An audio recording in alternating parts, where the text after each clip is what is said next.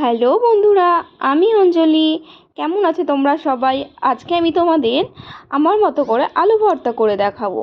দেখো, প্রথমে কড়াইতে তেল গরম করে নিয়ে একটা বড় সাইজের পেঁয়াজ কুচি, পাতলা পাতলা করে কেটে রাখা পেঁয়াজ কুচি আমি তেলের উপর দিয়ে দিয়েছি। এবার দেখো বাটিটা দেখালাম, এই বাটিতে আছে একটা শুকনো লঙ্কা ভেজে নেওয়া, তার মধ্যে সামান্য একটু তেল, সামান্য একটু লবণ দিয়ে ভালো করে ডলে ডলে মেখে নেওয়া।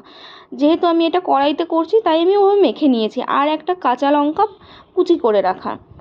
এবার দেখো পেঁয়াজটা আমার ভাজা হয়েছে, কাঁচা গন্ধটা চলে গেলেই আমি পেঁয়াজ ভাজাটার মধ্যে এবার রসুন থেতো করে রেখেছি সেটা দিয়ে দেবো। 3 কোয়া রসুন দিয়েছি আমি থেতো করে নিয়ে, আর 1 চামচ লবণ দিয়েছি। আর লবণের প্রয়োজন নেই, আমি ওই লঙ্কার মধ্যে একটু লবণ দিয়েছি, সেটাতেই হয়ে যাবে। এবার আমি যেই আলু সেদ্ধ করে রেখেছিলাম আগে থেকে, সেই আলুটা হাত দিয়ে ম্যাশ করে করে এর মধ্যে দিয়ে দেবো। আমি ছোট ছোট 2টো আলু নিয়েছি। হাত দিয়ে ম্যাশ করে ভালো করে ম্যাশ করে দিতে হবে, যাতে শক্ত ভাবটা না থাকে।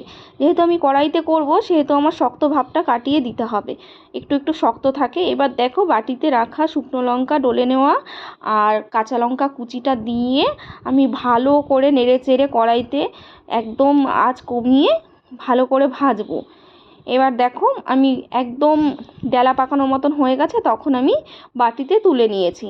এবার তুমি এই আলু ভর্তাটা দিয়ে একটু মুসুরির ডালের সাথে খেয়ে দেখো, 1 থালা ভাত নিমেষে শেষ হয়ে যাবে। আমার মতন করে একবার করে দেখো, খুব ভালো লাগবে।